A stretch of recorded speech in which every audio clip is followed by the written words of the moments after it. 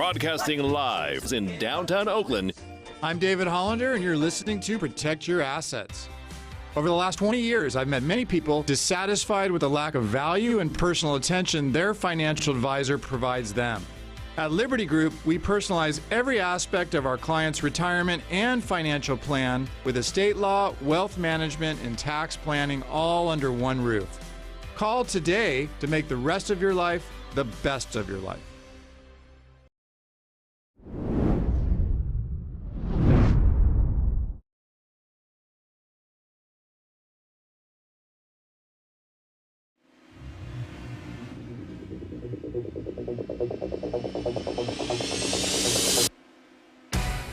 A new race format brought new life into this campaign for the championship, with 6 rounds down, and now Nikita Lastichkin taking the lead at the top of the heap with 3 wins on the season. He's looking to try and win again here tonight at the virtual Phoenix Raceway. Will the second oval on the calendar prove to be another win for Anders Krohn, or will it be somebody else in victory lane tonight? We have 2 races on deck for you here on RaceSpotTV, and we welcome you to live coverage of Real Racers Virtual Club.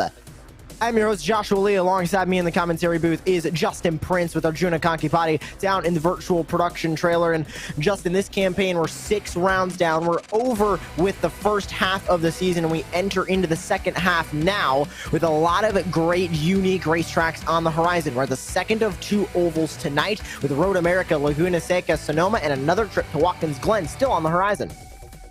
And for some drivers tonight, the pressure is absolutely going to be on, because as you see with that lineup, 4 straight road courses to essentially close out the campaign on the schedule.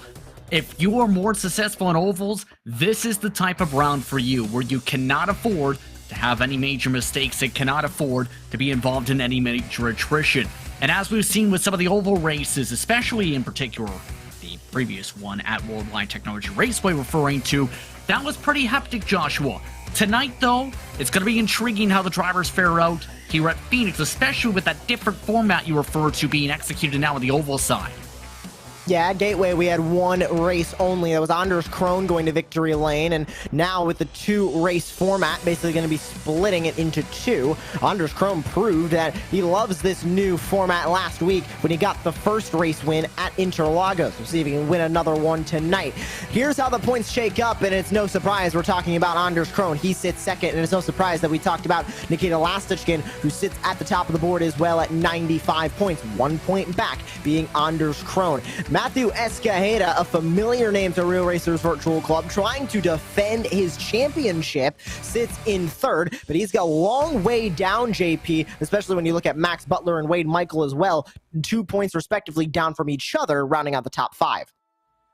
It's very tight and very close, to say the very least, where you have just that 1 point difference absolutely towards the very top. And as with Krohn having 2 less starts calculated his direction, it is worth noting there are some drops now being factored in, 3 total for each of these competitors, hence why some of these rounds can be very much so tighter. It's also worth noting the top 2 winners on the pylon, Lastichkin and Krohn, 1st and 2nd in the standings. That's not a surprise, but it's going to be intriguing how someone like Escajeda or a Wade Michael or Max Butler try and close up the gap, because they've had some good speed as well this season, especially as seen at the last oval. A driver that is not Nikita Lastichkin or Anders Krohn have not won in this series since round number 2 at Lime Rock Park. That was Josh Green. We'll see who is going to be able to go into victory lane tonight. Here's a good view of Matthew Escajeda as he begins his qualifying laps. 3 laps for each of these drivers, and it looks like Escajeda going to take a trip into the outside wall, and that is going to be this qualifying lap over and done for him. But JP, these drivers can look at this track and notice it's a little bit different than the Phoenix that was featured through eNASCAR Contender iRacing Series last season, and now, of course, going into this season of NASCAR Cup Series action on the iRacing service. Looks very, very different. Grass instead of the dog leg, cracks, a lot of bumps. This is Legacy Phoenix, which provides a much different set of challenges than the new Phoenix will provide if we were there. And it just shows again, first of all, how many reiterations and revamps and repaves there have been with the configuration of Phoenix. But second thing second, this is the original scan from 2008, meaning at the 1 mile distance, you can't cut that dog leg to be able to cut on through to short find your way in turn around here at Phoenix easily, where you have that safety net. It's also a bit more tighter. The start and finish line is still down what is now the run to turn 3. All that is critical to think about. Well, as we continue with tonight's action, we'd like to thank all the sponsors that helped to put on tonight's action here for Real Racers Virtual Club, starting with Liberty Group. At Liberty Group LLC, we believe everyone should be able to live the retirement they've always wanted. Our team of professionals can help you create a well-thought-out strategy using a variety of investments and insurance products and services to help you address your financial needs and concerns. We also would like to thank the Stephen Wilson Racing Academy. The Stephen Wilson Racing Academy exists to assist clients on their motorsport journey.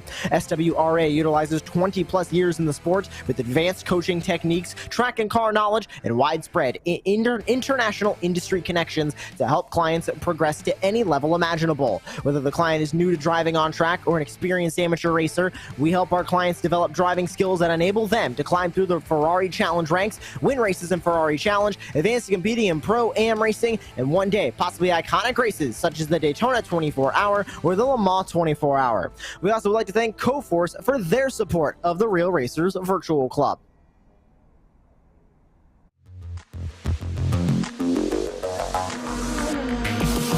Coforce is a digital media marketing agency specializing in the world of motorsports. Working in a variety of racing series in North America, Coforce offers a full range of services, from video production and targeted branding campaigns to event planning and special projects.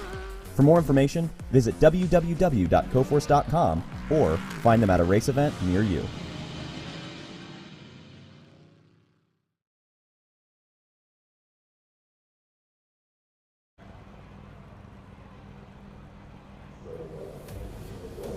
Time to take a look at tonight's starting grid for Real Racers Virtual Club. Round number 7, race number 1, here from the virtual Legacy Phoenix Raceway.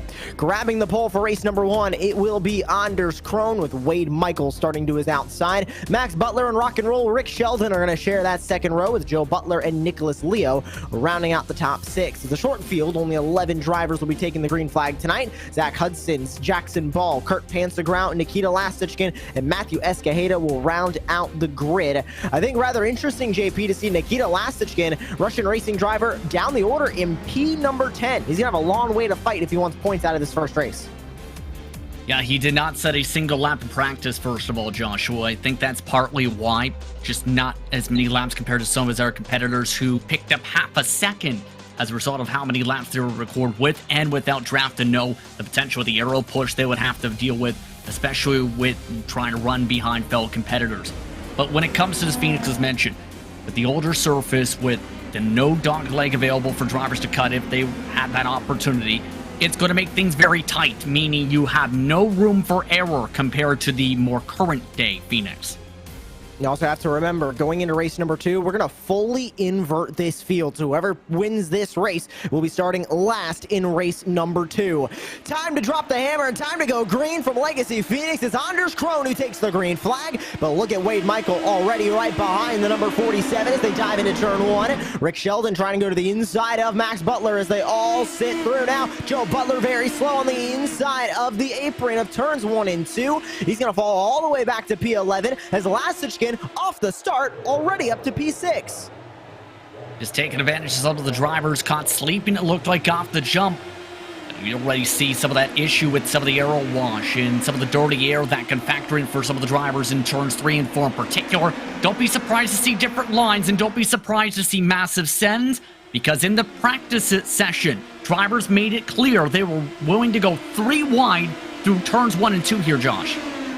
We're already seeing a lot of that aggressive action being shown here as Nikita Lastichkin tries to hold off now Zach Hudson, who sits behind him in the 3. And you can take a look, taking him all the way down, almost to the inside wall, trying to keep that 3 at bay behind him. But it's Anders Krohn who pulls away with the early lead, and you can see a side-by-side heads-up battle between Nicholas Leo and Rick Sheldon. How about that move from the number 6 United Nicholas Leo down to the inside through the dog leg, and he's going to grab that 4th spot away away from the number 63 of Rick Sheldon. Continuing to fight towards the back, you can still see this group sitting behind Nikita Lastichkin. Is Zach Hudson going to be able to get to the inside in one? No, he won't. Lastichkin's going to cover that spot off, and now as we go on board with Zach Hudson, he's going to have to hold off the 8th place driver, the 07 of Jackson Ball, who's now all over his rear wing. And it's kind of going towards the direction of what we've seen in open wheel racing on the platform, Josh, especially at Phoenix. It's not an easy place to pass once you get a few laps in. If you want to make moves, you need to either feed dirty air to your fellow competitors, or rather have your competitors get dirty air in front of you, or take advantage of major mistakes. And with this track, you already see the major mistakes starting to pop up with the tire wear. Some of the rear tires only a couple laps in, but the surface a bit more abrasive already, despite the fact some of the drivers are seeing some of the better laps so far this race. Expecting to have a few tenths of follow-up. Here comes the passes in the heart of the pack meanwhile. You can see all of this action happening behind Nikita Lastichkin, who tries to now pull away inside the top 5 as he moves his way up and into 5th. Rick Sheldon, Zach Hudson sit behind, and take a look at the side-by-side battle between Jackson Ball and Matthew Escajeda. They are close together off the exit of 4. Here comes Escajeda down to the inside. He's going to try and get that spot on Jackson Ball, sitting side-by-side now through 1. They almost took it 3 wide, but Zach Hudson with a better run down the straightaway was able to clear that scrap heap that sat behind. Now Ball going to be a little bit further behind as the battle for the lead rages on. That's Anders Krohn versus Wade Michael. So they sit side by side. Anders Krohn on the outside, Wade Michael on the inside, as it looks like an incident in the back. Caution is out. It's Rick Sheldon and Jackson Ball who have gotten tangled up off the exit of 4, and the first yellow flag here of race number 1 is called. Just as things were starting to really heat up amongst the front runners, because Max Butler had closed in by a couple seconds. But the reason for the contact for the inside from Zach Hudson, that sends right on up Rick Shelton. Nowhere to go for Jackson Ball, and 2 very demolished race cars in turn. You see the lockup from Ball.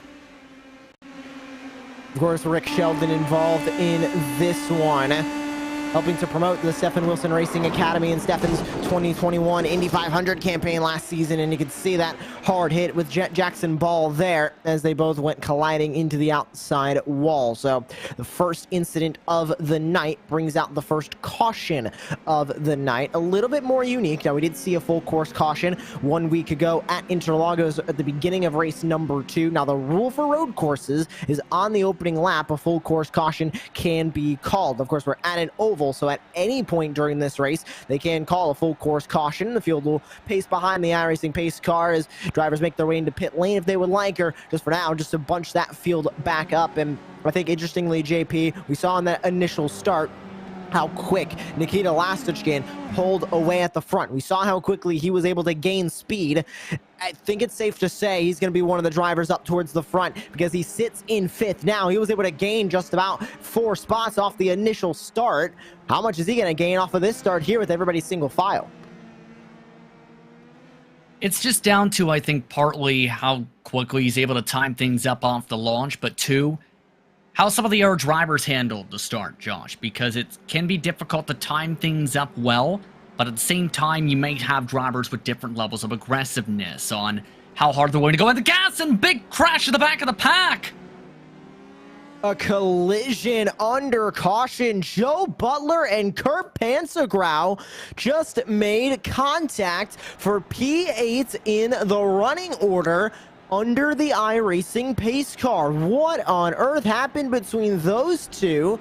Season 1 champion Kurt Pansegrau involved in this one as well. Just so weird to see under caution here, JP, with a big incident. Not sure if it was a mistake on the part of one of the drivers, a hard brake. What happened here? Looks like they were coming through the dog leg.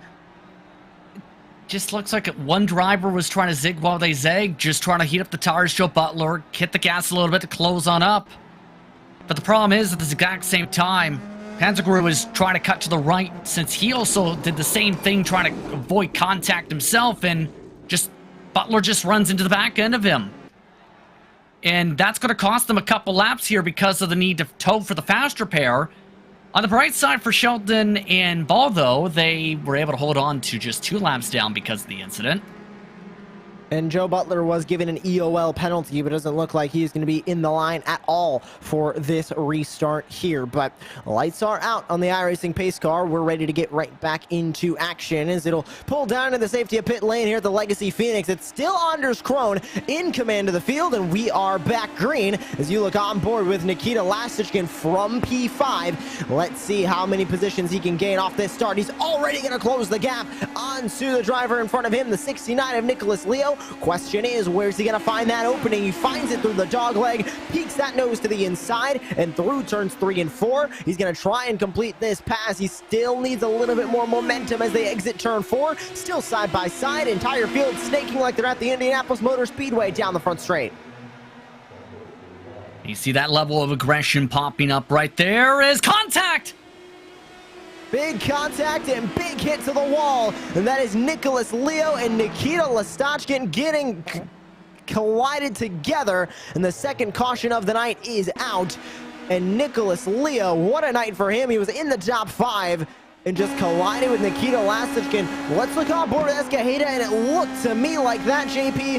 Lastichkin just came a little bit too far up the road, and with these open wheel cars, you make a little bit of wheel contact, and you are almost magnetized to the car next to you. Yeah, watch right here, though. The car in front, you see some draft being picked up. As soon as he hits the gas, carries him right up the track with the aero wash, right up to the 69. You heard a bit of the burp of the throttle, too, Josh. He knew that he had a problem for a second, then recommitted back to the full throttle and still ended up making the contact. And unfortunate to see from Lastichkin, of course, is 3-time winner this season so far, and doesn't look like he's going to be able to grab one here in race number 1 unless he does not have a ton of damage to that machine. But it was pretty hard contact, and he's going to bring it down into the pit lane. Does look like front wing damage to that number 5 of Nikita Lastichkin. So he'll pull it into the pit lane as we continue now to pace behind the iRacing pace car, put half of the race behind us, and caution length now 1 lap to green as we'll be getting back underway as we are over halfway done here in race number 1 this time by. Anders Krone still leads the way with Wade Michael, Max Butler, Zach Hudson, Matthew Escajeda, the top 5. Nikita Lastichkin comes into the pit lane, will grab his fast repair, and will get back onto the racetrack. Ultimately, only 1 spot lost on that engagement. He'll go down to P6 with Jackson Ball now on the racetrack in front of him, technically on the racetrack, but behind him in the running order. 2 laps down for everybody from 7th on down to 11th. That is Jackson Ball, Rick Sheldon, Joe Butler, Kurt Panzergrau, and Nicholas Leo. Nicholas Leo being the only driver of those 5 sitting in the pits currently. Ready to go back to racing. Anders Krone at the front. It's Wade Michael behind, and we are back underway as Lastichkin tries to go to the outside to pass the slow machine of Kurt Panzergrau. He will be able to do so, put himself a little bit closer to the lead lap drivers that he is looking to fight up at the front. Anders Krone, all he's focused on is pulling away with the race lead.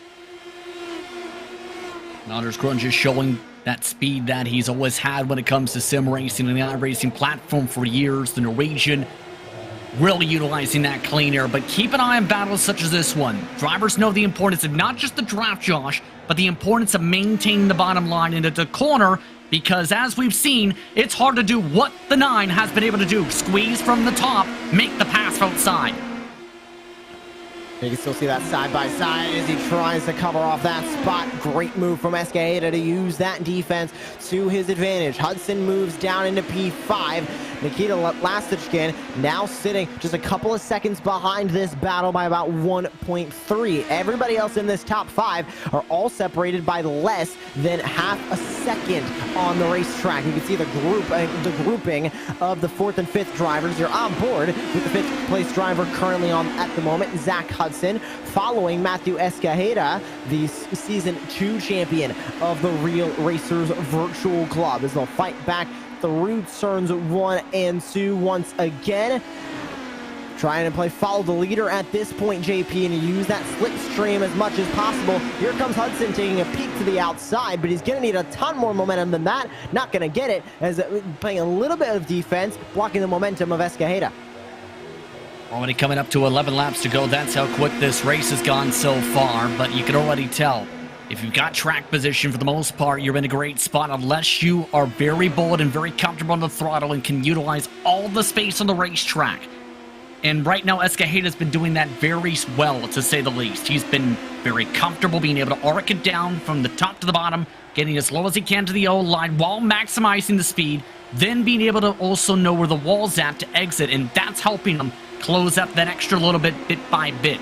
Keep in mind, Michael and Butler are in the 25-1s. Anders Krohn is in the 25-3s with the clean air. And now with 10 laps to go, time only running out for this lead battle to commence, as Wade Michael just sitting behind Anders Krohn at this point. You're on board with Krohn looking back at Wade Michael, and of course Wade Michael, native of Green Bay, Wisconsin, around 10 years of karting experience, and very familiar with Road America. Will be there later on the calendar, and we'll see if he has the speed to get this race 1 win here at the virtual Phoenix Raceway. Now remember, an invert of the entire field will take place before we go green for race number 2. So at this point, Nicholas Leo is slated to be on the pole for race number 2, with whoever wins this race starting shotgun on the field. Anders Krohn continues to lead the way. 7 to go this time by the start-finish line. Wade Michael and Max Butler still close by. There's a flyby with Nicholas Leo. There's the rest of the pack. Here's my thing, though. When it comes to that, it's a bit of a bump from Wade Michael on the entry. No damage, it looks like.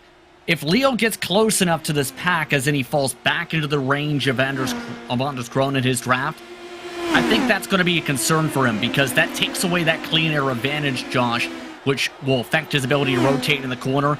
That would be exactly what Wade Michael would need. That's exactly what Max Butler would need. That's what everybody else will need, because guess what? Everybody's coming. It's now a 5-car pack. Down to 5 to go this upcoming time by. Time running out here in race number 1. We hop back to the 2 of Joe Butler. This is the battle for 8th place on the field. Now remember, both of these drivers are 2 laps down. They are on the same lap. They're fighting for position on this running order for that 8th position. Here's the battle for the lead once again as it heats up now, as Max Butler, tired of waiting, gonna go 2 in for that 2nd spot. He goes 2 wide, grabs that spot away as Wade Michael is able to hold on to that 2nd spot. Here comes Matthew Escajeda to make it a 4-horse fight for this race lead. He's going to try and spoil the party as much as he can, as this field is going to have to navigate their way around Nicholas Leo, who they are about to work their way up to. This is going to be an intense one, as the top 5 are all now separated by 0.6 of a second on this racetrack. It's 4 to go, 3 to go this time by. Escajeda goes to the inside, and following on the outside line, it's Zach Hudson. He's going to peek up there, going to try and go for that spot, but everybody's still single file. Here's where the defense is going to come into play.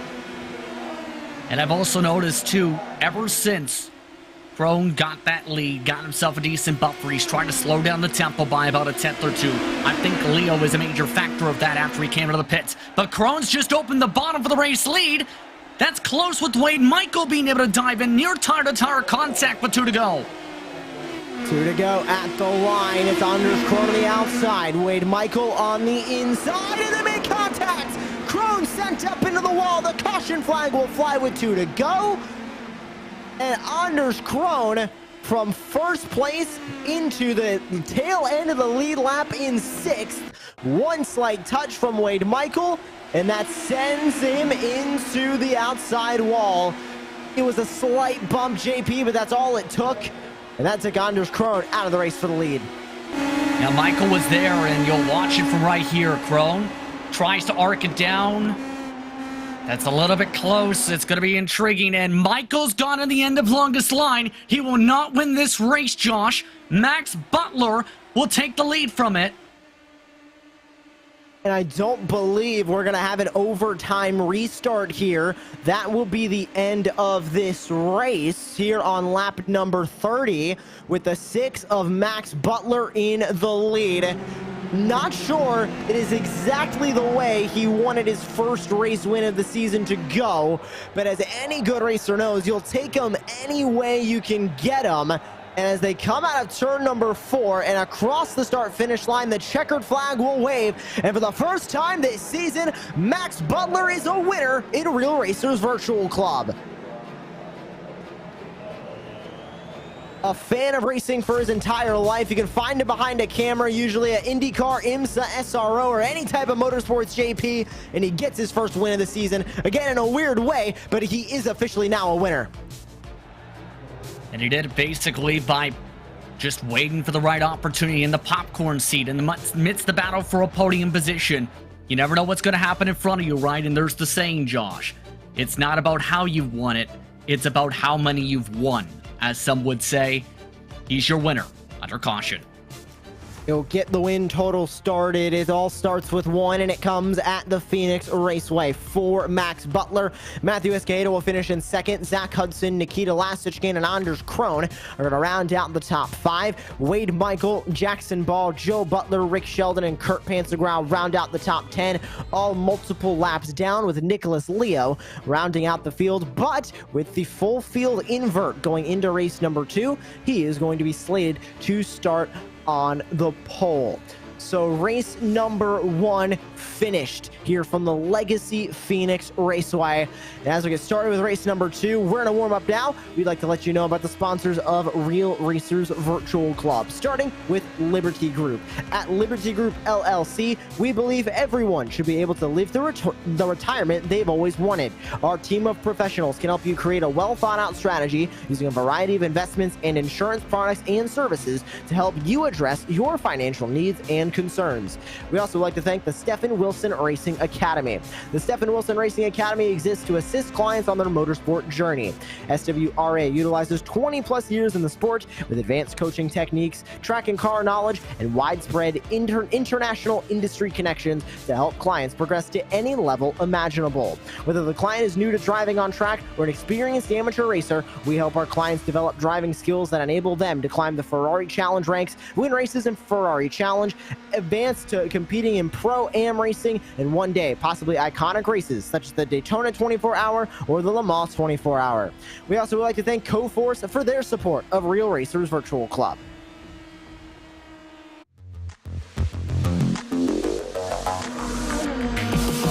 Coforce is a digital media marketing agency specializing in the world of motorsports. Working in a variety of racing series in North America, Coforce offers a full range of services, from video production and targeted branding campaigns to event planning and special projects. For more information, visit www.coforce.com or find them at a race event near you.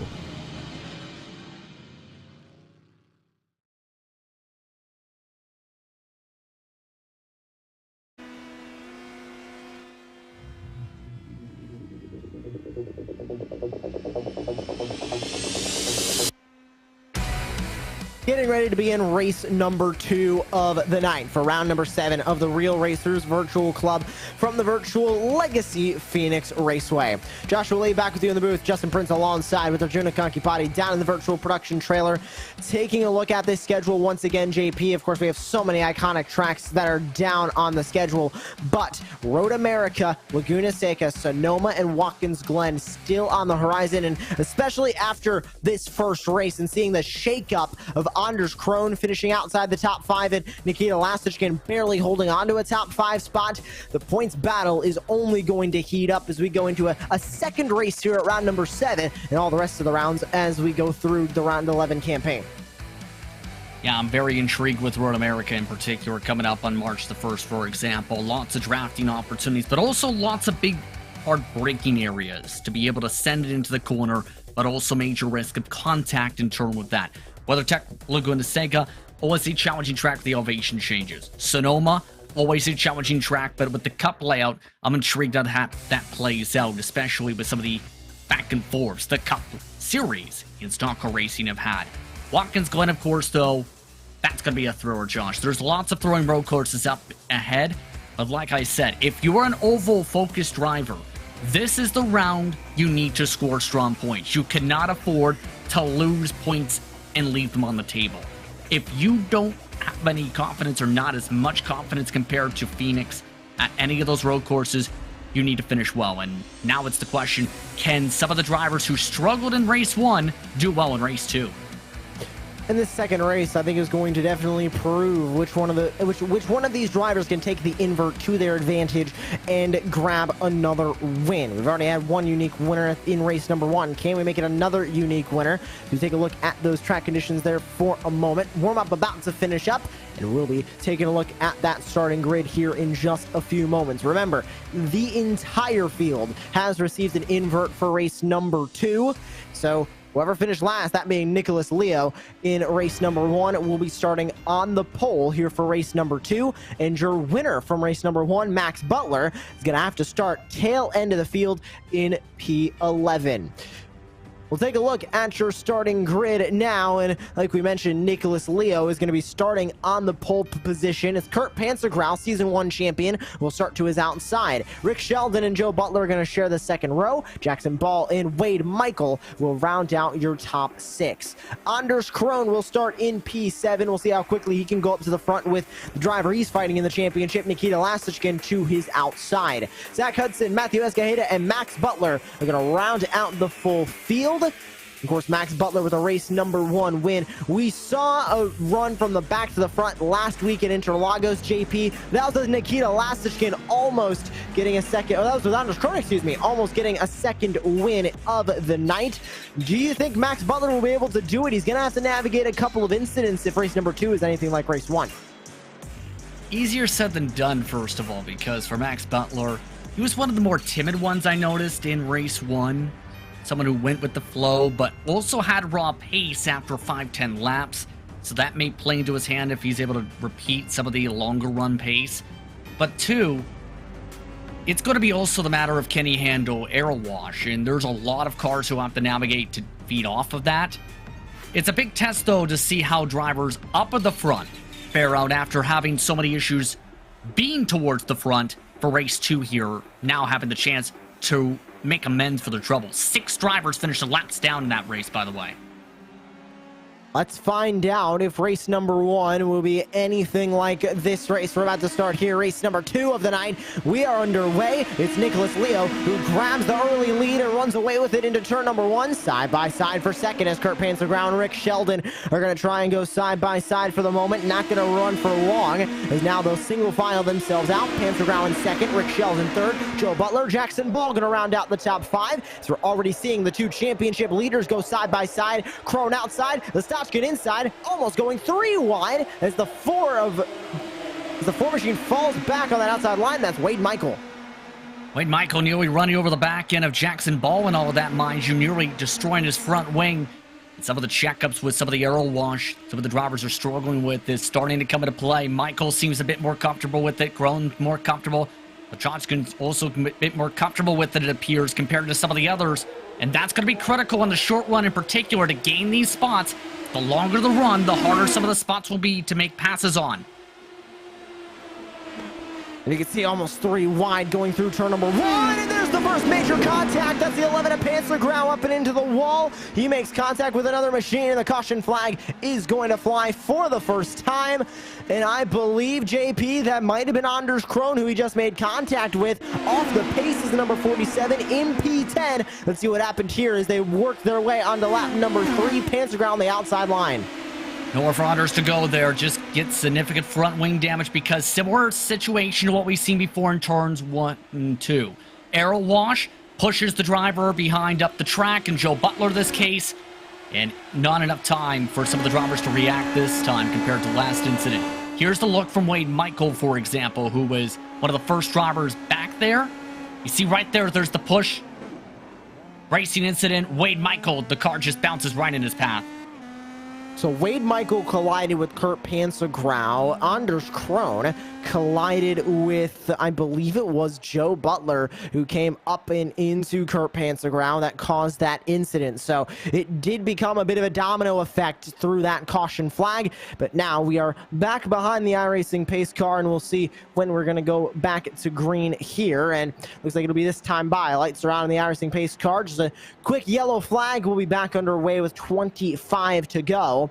But Leo holding his own up at the front. JP, he had a great initial start, and if he can hold this up, we've seen before, it can be a little bit of a challenge to pass here, especially with the grass covering the inside of the dogleg. Really makes it a 1-to-2 lane racetrack. Exactly, and we've seen only one driver, and that is Escajeda, has been able to make a move on the middle line. Everybody else has had to peel a driver off the bottom line against that yellow line into turn 3 in particular to be able to make it past work, Josh. So I think in that regard, it's going to make things go Leo's direction, absolutely. It's just a matter of Leo cannot afford to have any slip-ups here. Ready to go back to green. Rick Sheldon will be on the back wing of Nicholas Leo on this initial start. We're back underway, and look at Lasitchkin already making a move on the 2 of Joe Butler. To the outside goes the Russian racing driver, and he's going to try and run away now in P4. Down the back straightaway. How close can Lasitchkin get to Jackson Ball? He's going to go to the outside of Ball into turns 3 and 4. Side by side with Crone and Zach Hudson behind. But look at Lasitchkin like he got fired out of a cannon off this restart. He's going to move up to P3. He's going to take it all the way to the inside wall for P2. Hits him. Contact made, and Rick Sheldon's into the wall. Now a caution out there, and I think Sheldon actually came down a bit there just as they were starting to enter turn 1 for the arc. Bit of a bobble. Watch this coming into the corner right there. Sheldon's the first one, makes the move towards the inside. And there goes Lachonskin, able to drive on by. Minimal damage, it appears, this time from the incident. And you'll see right here in particular what I'm talking about. This is after, mind you, that Lachonskin was able to time it up perfectly with the race leader to get the launch. Right here, there's the arc for the 63 down. The 5's trying to hold their mark into the entry. And it immediately breaks the left rear tire of Sheldon. JP, so quick on this racetrack is Nikita Lasitchkin, maybe being a little bit aggressive, but I think what we saw in race number 1 and the difficulty to pass, almost this track requires you to be a little bit more aggressive to make those moves, and I think Lasitchkin had the spot. He was to the inside. Yes, it was a little bit aggressive, but ultimately he had that lane, and the 63 tried to arc that corner maybe a little bit too much, and it led to the contact. It looked like a racing incident to me, but ultimately the contact was made, and Rick Sheldon up and into the wall, now out of this race. But the tow, there is a fast repair available, but remember, anyone who has to take the fast repair is going to lose at least 2 laps if they have to tow, which takes you out of contention for said race. But I think for Nikita at this point, if I'm Nicholas Leo, I'm keeping my eyes peeled because it's been clear. The 5's been able to time it up near perfectly each of the launches so far to when he goes. So expect them to be very close going into turn 1. From that point, if I'm Leo, I'm watching for the potential of a crossover attempt coming in towards the dog leg at a turn 2, if not, a dive towards turn 3. Whether inside or outside is the question. I think it's definitely interesting to really try and dissect how these drivers are going to make these passes, because it's so difficult to make the passes, and we're seeing aggressive moves being made, and rightfully so. They need to make the aggressive moves to be able to walk away with a race win. Still Nicholas Leo at the front, but he's hearing the Jaws music now as Nikita Lasitchkin is ready to go to work and try and get that race lead. How about 3 wide into turn number 1? Anders Krone wants to get back to the front, and he makes a 3 wide diving move for 5th, and it works. He's going to get into the top 5. Not a surprise for Anders. Good job for Nicholas Leo, though. Was able to keep enough distance to not allow the 5 to make the dive. Side by side behind him has allowed a big buffer between the leaders in the battle for 3rd. How about 3 wide for 3rd? Joe Butler in the middle, Crone on the bottom. He's gonna make it work as Crone is gonna move his way into the podium places. What a move for Anders Crone, and he's now not only trying to chase down the race leader, Nicholas Leo, he is trying to chase down Nikita Lasitchkin as the battle for the lead has just changed hands, and Lasitchkin goes to the front, trying to win 2 race number 2s in a row. He won race number 2 at Interlagos, goes for it here at Phoenix, but it's a Hornet's Nest behind JP. Is take a look at this, everything happening around P5 and behind Matthew Escajeda in the 9. My concern, though, is there's a lap car right in between 1st, 2nd, and 3rd. Rather, the grouping of 1st and 2nd to the grouping of 3rd on back.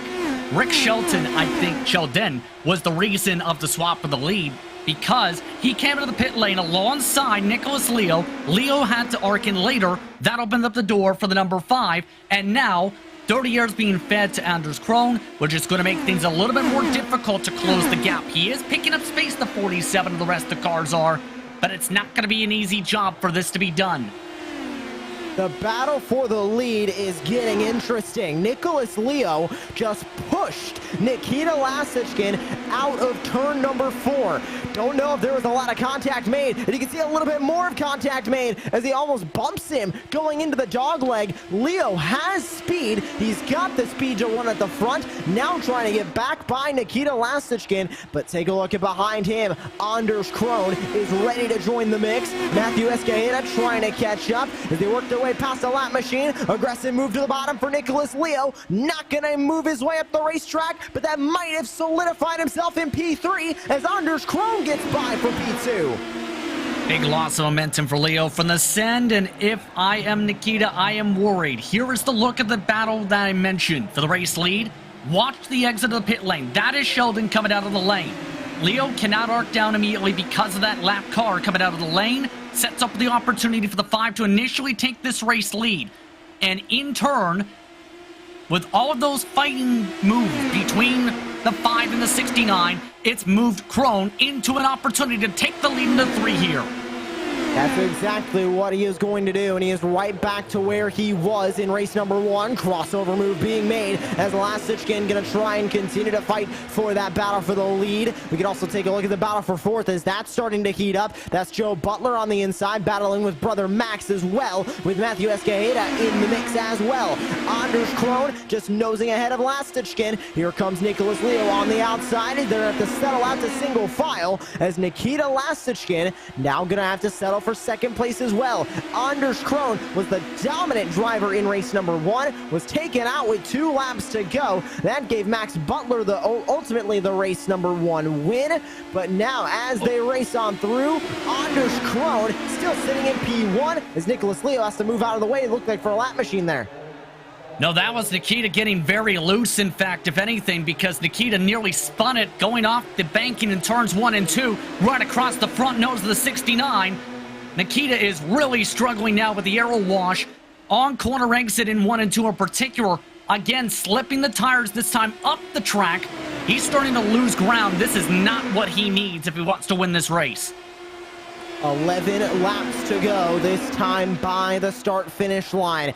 Look at the gap Anders Krohn is now able to put on Nikita Lasichkin. They are pulling away at the front of this field as Nicholas Leo tries to just hold on to that 3rd spot, as now he might have Matthew Escajeda join the fray. Into the wall goes Rick Sheldon. He's going to spin down towards the inside. He's able to save it, catches a little bit of air through the grass. No caution. We stay green as Nikita Lasichkin trying to now catch back up to the 47 of Anders Krohn. Remember, Krohn is looking for race win number 3. He won at Gateway, the only other oval we will go to on this calendar earlier in the season. He's looking to win again at an oval. Here's the replay of what happened to Rick Sheldon, JP. Looked like more wash up on the exit of turn number 2. Slams the wall into the grass, and oh, by the way, a little bit of a hop there. Not much suspension on these cars, but came down a little bit rough.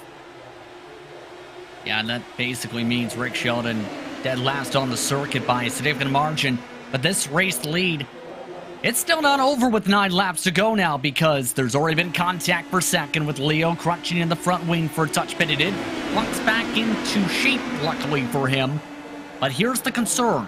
Nikita's not able to close up this 3/10 now that the tires are building up a little bit of wear. They've lost 1 to 2 tenths per lap now. And Lasichkin is starting to get really squirrely coming off the corner exits here. Leo, if anything, it almost seems like he's getting held up here at times. And Anders, in turn, feels very comfortable, it looks like. Anders Krohn is just always comfortable at the front of any field. We've seen him be so successful, whether it's real world, whether it's in the virtual world. And of course, with Real Racers Virtual Club, in the name, Real Racers, every one of these drivers is either a weekend racer, either races full-time, or is around motorsports so much. And it's great to see all of them gathering here tonight in every Tuesday night to go racing in the virtual world. As we get a little bit of an update on the battle for 8th place currently, or battle for 7th, I should say, as Joe Butler is in that 7th spot. Zach Hudson trying to catch up. There's the battle for the lead again, and you can see the top 7 separated by 1.6 seconds, and with 6 laps to go, battle for the lead has not gone the way of Nikita Lasichkin ever since Anders Krohn was able to take that lead away. Big question, I think, now, JP, is will they be able to catch Anders Krohn, who is still setting blazing fast lap times up at the front? The last time by, both Lasichkin and Leo were faster. Let's see how it updates this time by the start-finish line. Same thing, Nicholas Leo faster than both of them by a little over a tenth. Partly because of the draft factor, but I think the main factor, too, here is last race, lap traffic in regards to Leo was a factor for the race lead in the pace that was being put up by Krohn. Now they have clean air for the race leader. They don't have that extra variable to deal with and or help them if you're second or third right now, meaning you have to do this on pure skill right now, and that is easier said than done, as we've seen on RaceSpot several times, especially in line art competition, multiple different types of chassis. This is one of the more infamous tracks for aero wash, and we're seeing why here. Lasichkin trying to try something different. Will different work for the race number 2 win? Look at Lasichkin, whether it's playing offense or playing defense, the swerving is working. He is staying in second. 3 laps to go. This time by, it'll be 2 laps left. This is where we saw the action really pick up in race number 1. It's also where we saw Anders Krohn ultimately lose that race. Is it going to be the same story? 2 chapters in a row. 2 to go this time by. Lasichkin trying to hold on to that second spot, almost taking Nicholas Leo down to the inside wall. I think Krohn's in a very good spot here. Everyone's too busy, it seems, Josh, battling for second rather than focusing on trying to find a way around Anders Krohn. That this is going to give Krohn a big buffer for the final lap as long as he doesn't have a mistake. He's 2.5 tenths up as the white flag comes out, and you can see almost making contact. Max Butler trying to hold off Wade Michael for P5, but as they come onto the back straightaway, will Lasichkin have any last-minute moves? Anders Krohn going to defend down to the grass through 3 and 4. Leo trying to go for second place, but nobody is going to be able to catch Anders Krohn at the front, and he now will tie his championship rival in the win count. Anders Krohn gets victory number 3 in race number 2 from Phoenix. And a great recovery for Krohn because remember, he was involved in that incident as the leader in race 1. Charges up to the pack quickly, becomes one of the quickest drivers on the racetrack, and this time, no lap traffic to factor in for aero wash. If you just focus on controlling and maintaining his pace up at the front, that's enough to take the checkered in race 2. And definitely showing that his speed in race number 1 was not a fluke. He is one of the fastest drivers in this campaign, and he takes the win here from Virtual Phoenix. Nikita Lasichkin will finish in second. Nicholas Leo, Matthew Escajeda, and Wade Michael rounding out your top 5. Max Butler with Zach Hudson, Joe Butler, Jackson Ball, and Kurt Pansegrau are going to round out your top 10, with Rick Sheldon rounding out your field in P11. We'll begin the post-race show by speaking with your race number 2 winner tonight in Anders Krohn. This is going to change the tide of the championship as Anders joins us in the broadcast booth now. What a win for you, your 3rd of the season. Take us through, first of all, this second race, driving your way up through the pack and ultimately getting the lead and staying there. Yeah, that was some incredible racing. I mean, it's just the draft is so massive here, so you really have to be strategic. And you know, had some rough go in the first race and the beginning of this race, but then from there it all started clicking. So yeah, that was great stuff. And talk about now the emotion going through race number 1, you being the fastest driver in qualifying, leading pretty much that entire race, and then one small piece of contact puts you into the wall, takes you out of the race for the win. Yeah, it's a shame for sure, but at the same time, you know, we're all so competitive here, and you know, I could tell it was going to be a battle between Wade and I coming down to the end, and unfortunately we made contact. So yeah, you know, these things happen, and yeah, we move on. But I probably wouldn't have been as happy if I didn't win race 2. So, but yeah, here we are. So all is well in the world. Well, thank you once again for joining us here in the broadcast booth. What are you looking forward to in the next round of the campaign as we continue and you try and continue in the points championship? Honestly, just continue to battle it out. I think it's, there's so many drivers at such a high level now that it's such good fun to come out every week. You really don't know who you're going to be battling with. So really just savor every session, every race. I think the new format has been spectacular. So I think Dave and Rick have done a phenomenal job now, and we have race director Chad Frankenfield on board as well. So it's it's been phenomenal. So I can't wait. Thank you once again for joining us, Anders. Congratulations on your race number 2 win tonight, and we'll see you in 1 week's time. All right, thanks ever so much. Great to hear from Anders Krone, and now going to second place finisher in race number 2 tonight with Justin Prince. It's Nikita Lasickin. Nikita Lasickin indeed joining us here, and Nikita, you had a strong chance of winning this one, led a few laps in fact, and then you had a fight with Anders Krone. Talk us through what happened in that second half of the race after it seemed things started to slip the other direction from you. Yeah, I mean, that was a really, really fun battle. And honestly, hats off to Anders for making the move earlier. And I just could not get a run no matter what I did. I tried to turn in later out of the last corner to maybe have some more air on my wing and get a run, but I just could not make a move stick. And he got the better of me in that race. So, yeah, hats off to him. And when it comes to this type of racing, now with the oval portion of the campaign closed off, how would you compare that compared to your experience in the road courses where you've showed great speed throughout the campaign? I quite enjoy the ovals. I think we can definitely put some more in to the league maybe in the future, because I think the more the merrier. But I don't know. I think Indy Pro 2000 is such a good car for both road courses and oval racing that it only makes sense to run it on both. Well, Nikita, thank you very much for the time. Good luck the rest of the way, especially since you're in a tight championship battle with Anders now. Yeah, for sure. I mean, coming into this race, I think I was leading by 1 point after the drops. Yep. I don't know what the points look like now, but I think it's going to be a run to the end of the league for sure. Thank you once again. Well, always great to hear from Nikita Lasickin whenever he is with us for Real Racers Virtual Club. We transition over to Nicholas Leo now here in the post-race show. And Nicholas, it was a good night for you. You showed promise at the front, but ultimately in race number 2, couldn't get it done. But ultimately, I think you got to be happy with your performance out there on the track. Yeah, definitely. I had a strong feeling I wouldn't be able to keep Anders or Nikita behind me, just with their real-world oval experience and my zero experience. So I was pretty happy about that, and I was happy that I could stay on the rear of them. We were just talking about in the other Discord chat that it was so important to get clean air on your front wing when you were entering into turns. And if you didn't, then you just stayed glued up to the rear of the cars in front of you like we were doing, and so that's ultimately what happened. But overall, I'm pretty happy. It's unfortunate that about race 1 that led me to lead at the start of race 2, but overall, I'm pretty happy with tonight.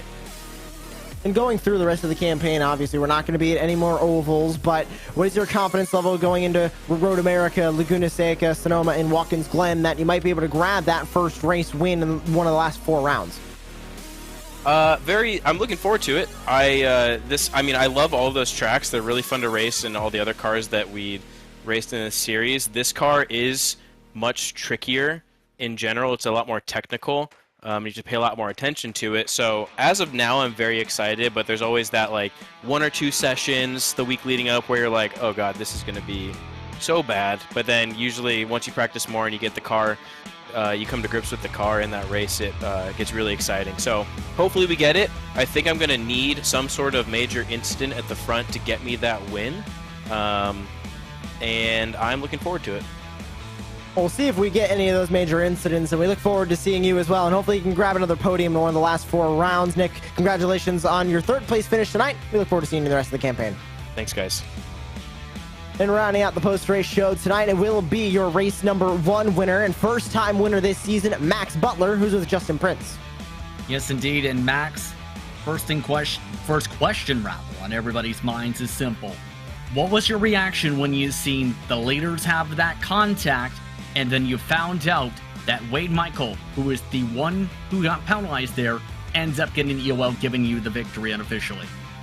You know, right when it happened, I knew that I had won that race. I saw the crash happen. I knew that it was a bit more on Wade's fault, so there would be a penalty. And then I looked down at that laps to see 29. So I almost jumped out of my seat, but I had to do that yellow lap around. But I was so pumped. That was such a fun race. Pretty stressful, even though it was just a little bit of a draft follow. I still had to keep it clean, make sure I came out unscathed, and I made it happen. So I'm very pumped on that finish.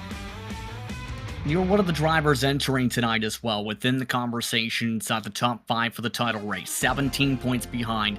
How big is a night like this for you? Because you finished strong in both races, not just the victory in race 1, but a top 6 in the second race.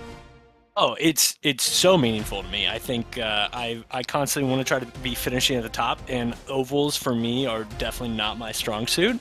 So I was even talking to some of the guys before about not running tonight, but I gave it a good try and ended up coming out with some solid points. So I'm very excited, and that does put me in a little bit more of an advantage past some of my good friends of this league. So very excited.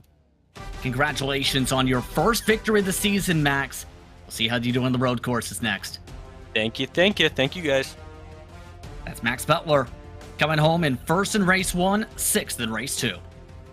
And what a way to get his first race win. We mentioned how it's not exactly how you dream of getting a first win of a season, but you can take them any way that you can get them. We still have 4 more rounds of this campaign left. Road America, Laguna Seca, Sonoma, and Watkins Glen to round out this campaign. We got Road America and Laguna Seca back-to-back. Then we have a little bit of a break week before we head to Sonoma and Watkins Glen, also back-to-back to round out this campaign. And remember, you can find every single round of Real Racers Virtual Club this season and past seasons right here on RaceSpotTV. Join us in 1 week's time, March the 1st at around 10 p.m. Eastern time for the 8th round of the campaign from Virtual Road America and JP. It's going to be exciting.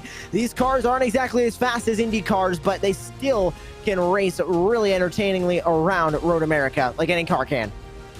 It's going to be a majorly important draft race, first of all, because there was so many long straightaways, the Moraine Sweep, the run down the front stretch, for example. Those are your prime opportunities to pass by somebody to try and use the slingshot and use the pull of their cars. But as well, though, sections like this, the end of the Moraine Sweep, it's going to be difficult to get yourself into the brakes without having the contact.